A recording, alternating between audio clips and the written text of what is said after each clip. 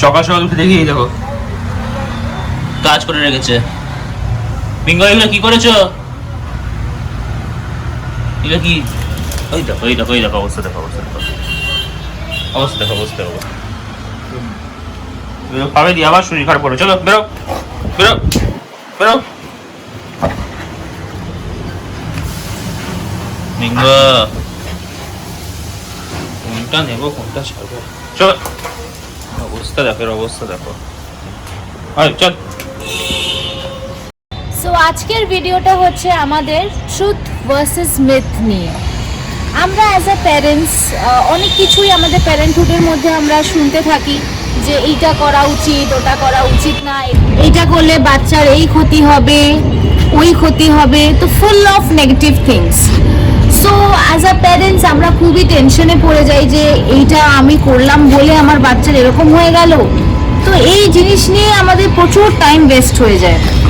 আমার শোনা কিছু মিথ তোমাদের সাথে আমি আজকে এই ভিডিওতে শেয়ার করতে চাই, যাতে আমরা আমাদের বেবিকে হেলদিভাবে বড় করতে পারি আর এইসব নেগেটিভ থিংসগুলোকে সাইডে সরিয়ে রাখতে পারি আর প্যারেন্টহুডটাকে আমরা খুব ভালোভাবে এনজয় করতে পারি।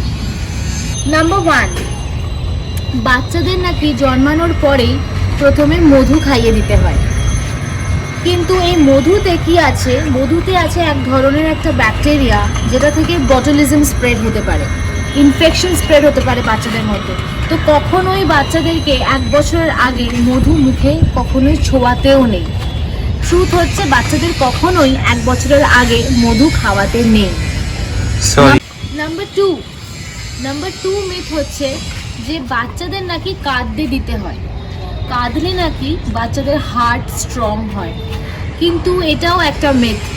যদি এরকমই হতো তাহলে তো বাচ্চাদের আমাদের হসপিটাল থেকে ডিসচার্জ করার সময় ডক্টররা সবসময় আমাদের বলে দিত যে বাচ্চাকে তুমি কাঁদতে দাও, বাচ্চা কাঁদছে না কেন, বাচ্চাকে কাঁদাও। এরকম তো কখনো ডক্টরসরা বলে না। অ্যাকচুয়ালি আমরা 9 মান্থস একটা মাদার এত কষ্ট করে যখন একটা বাচ্চাকে আমরা এই পৃথিবীতে আনি, আমি তাকে কেন কাঁদাবো, কেন আমি তাকে কাঁদতে দেবো? বরঞ্চ তারা কাঁদে কেন সেটা আমি আমার আগের ভিডিওতে আপনাদেরকে বলেছি। ওটাই হচ্ছে ওদের মোড অফ কমিউনিকেশন। ওটাই কান্না করেই ওরা বোঝায় যে ওদের খিদে পেয়েছে, না ডাইপার চেঞ্জ করতে লাগছে বা অন্য কিছু ওদের কী প্রবলেম হচ্ছে সেটা আমাদেরকে ওরা বোঝাতে চায়। তো অ্যাজ আ প্যারেন্টস আমাদের উচিত ওদের কান্নাটাকে বুঝে আমাদের সেটা ওদের কান্নাটাকে থামানো, সেটা সেই প্রবলেমটাকে আমাদের সলভ করা। এইটা নয় যে ওদেরকে কাঁদতে দেওয়া যাতে ওদের হার্ট নাকি স্ট্রং হয়, এরকম কোনো ব্যাপার না। এটা একটা একদমই মিথ।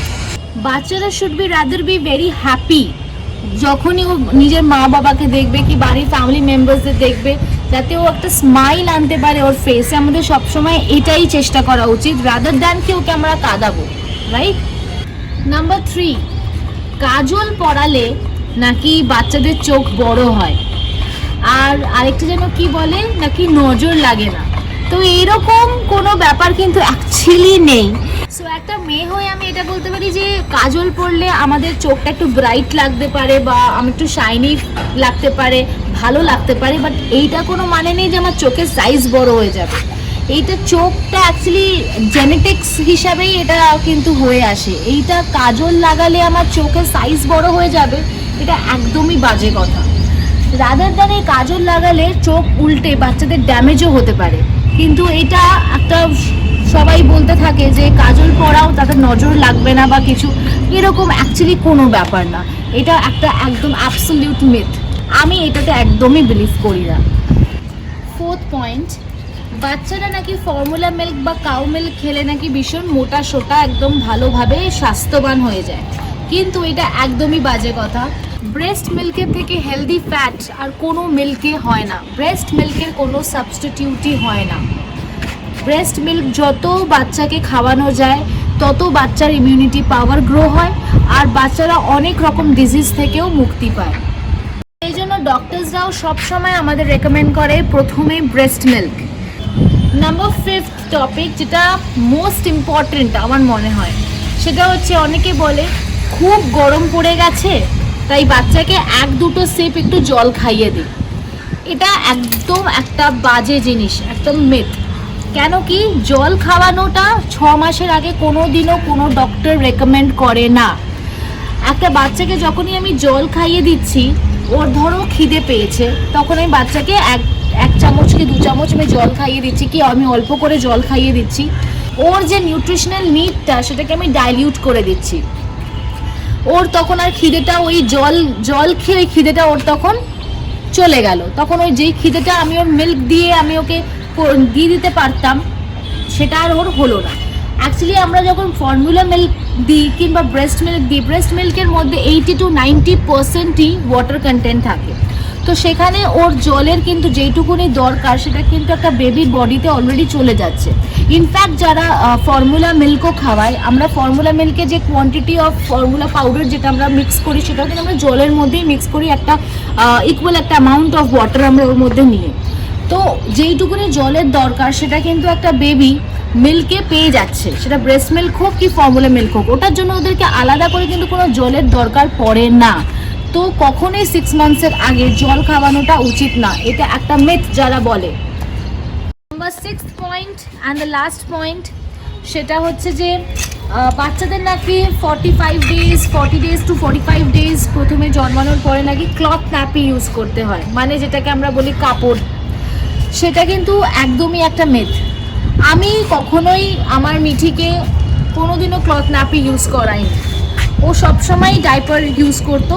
অ্যাকচুয়ালি আমার তো মনে হয় যে প্রথম যখন 40-45 ডেজ বাচ্চারা অনেকবার টয়লেট করে, পি করে, পটি করে, সো অ্যাজ আ মাদার যে একটা নিজেও তখন রিকভারি প্রসেসে থাকছে, তার পক্ষে কিন্তু খুবই এটা সমস্যা যে বারবার গিয়ে সে ক্লথ ন্যাপিটাকে চেঞ্জ করা। একটা বাচ্চাও ওই ভেজা অবস্থায়, কেন কি ক্লথ ন্যাপির তো কোনো অ্যাবসর্পশন ক্যাপাসিটি নেই, তো সেখানে ওই বাচ্চা তখন ওই ভেজা অবস্থাতেই শুয়ে থাকবে, সেটা কিন্তু একটা বাচ্চার জন্য ভীষণভাবে ক্ষতিকারক। ওখান থেকে ঠান্ডা লেগে যাওয়ার চান্সেস অনেক বেশি থাকে। সো আমার তো মনে হয় যে যদি প্রপার হাইজিন মেনটেন করে প্রপার টাইম টু টাইম যদি ভালো ডাইপার ইউজ করা যায়, যেরকম আমি ইউজ করি হাগিস প্রিমিয়াম, সেরকম প্যাম্পার্সেরও ভালো আছে, প্যাম্পার্স প্রিমিয়াম, সে ভালো ভালো ন্যাপিস যদি আমরা ডাইপার্স যদি আমরা ইউজ করাই বাচ্চাদের, তাহলে কিন্তু কোনো প্রবলেম হয় না। এটা কিন্তু একদমই বাজে কথা যে আমাকে ক্লথ ন্যাপি ইউজ করাতে হবে। হ্যাঁ, আমি যেটা করি সেটা হচ্ছে যে কিছুটা টাইম ওকে সকালবেলা আমি উইদাউট ন্যাপি উইদাউট ডাইপার আমি ওকে রাখি, কিন্তু তারপরে বাদ বাকি পুরো টাইমটাই ও ডাইপারে থাকে। তাতে কিন্তু কোনো এখনও অবধি কোনো প্রবলেম হয়নি, আর ডাইপার র্যাশেসও হয়নি, যেটা আমি আমার আগের ভিডিওতেও আপনাদেরকে আমি অনেকবার বলেছি। ভিডিওতে আমি এখন তোমাদেরকে যা যা বললাম সেগুলো সম্পূর্ণই আমার নিজস্ব পার্সোনাল ওপিনিয়ন। তো আপনাদের কাছেও যদি আমার জন্যে বা বেবির জন্য কিছু হেলদি কিছু অপশনস থাকে বা হেলদি কিছু ওপিনিয়ন্স থাকে, তো সেটা আপনি আমাদেরকে আমাদের কমেন্ট সেকশন বক্সে লিখে জানাবেন। আমরা সেটাকে অবশ্যই পড়বো, আর আপনাদের কাছ থেকেও আমি কিছু শিখবো আর জানবো। আজকে আছে কাকিমার বাড়িতে সত্যনারায়ণের পুজো, তো এখন ওখানে যাব দমদমে।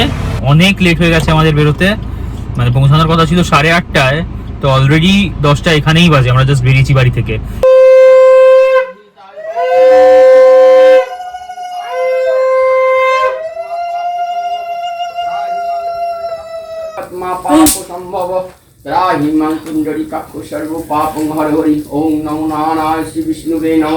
এই যে কাকিমণি বানিয়েছে খিচুড়ি, লাবড়ার তরকারি আর আলু ভাজা।